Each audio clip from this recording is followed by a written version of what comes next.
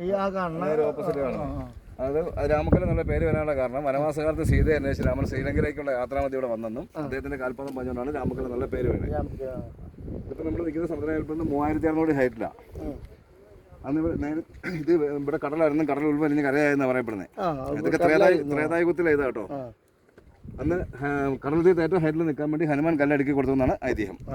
അതിൻ്റെ മുകളിൽ പോകണമെന്നുണ്ടെങ്കിൽ ആ മെയിൻ റോഡിൽ നിന്ന് 1 കിലോമീറ്റർ അടുത്തുണ്ട്, 800 മീറ്ററോളം ഉണ്ട്. അന്ന് നടന്ന് ഇതിന് മുകളിൽ കയറാൻ പറ്റുള്ളൂ. അവിടെ നിൽക്കുന്നവർക്ക് അതിൻ്റെ ഈ ഹൈറ്റ് അറിയത്തില്ല. അന്ന് സമുദ്രനിരപ്പിൽ 3600 ഹൈറ്റിലാണ് നിൽക്കുന്നത്. അവിടെ അവർക്ക് തോന്നുന്നു നമ്മളെ ഹൈറ്റ് നിൽക്കുന്നതെന്ന്. നമ്മളിവിടെ അങ്ങോട്ട് നോക്കുമ്പോൾ അവരെ ഹൈറ്റ് നിൽക്കുന്നതെന്ന് തോന്നുന്നു. രണ്ടും സെയിം ഹൈറ്റ് തന്നെ. പിന്നെ ഈ താഴെ കാണുന്നതൊക്കെ കൃഷി സ്ഥലങ്ങളാണ്. ഈ ടൈൽസ് ഇട്ടേക്കുന്നവരാണ് ചുമന്ന് നടക്കുന്നതൊക്കെ മണ്ണ് ഉഴുതിട്ടേക്കും അടുത്ത കൃഷിക്ക് വേണ്ടി. പച്ചപ്പായതൊക്കെ കൃഷി ചെയ്തേക്കുന്നത്. റോഡിന് അപ്പുറം ഇപ്പുറം നിൽക്കുന്നതൊക്കെ തെങ്ങും തോപ്പ്, ഉരുണ്ട് നിൽക്കുന്ന വാളംപുളി.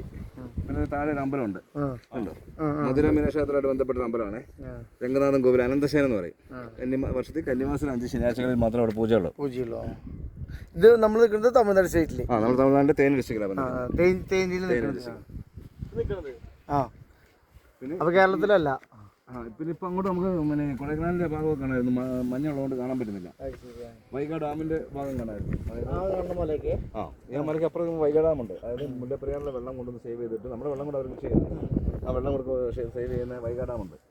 അത് ഇപ്പം ചെറിയ മഞ്ഞുള്ളതുകൊണ്ട് നമുക്ക് കാണാൻ പറ്റുന്നത്. അതൊക്കെയാണ് ഇവിടുത്തെ. പിന്നെ നേരെ ഇപ്പം അപ്പുറത്തും മഞ്ഞയാണ്. അതിനപ്പുറത്ത് അങ്ങോട്ടോ മേഘത്തോട് മുട്ടിരിക്കുന്നത് മേഘമല, അരിക്കൊമ്പനെ കൊണ്ടുവിട്ട സ്ഥലം. അതാണ് മേഘമല. പിന്നെ ഈ ഭാഗം വരുമ്പോഴത്തേക്ക് മൂന്നാറ്, ബോഡിമെട്ട്. പശ്ചിമഘട്ടം അവിടെ കൊണ്ട് കഴിഞ്ഞു.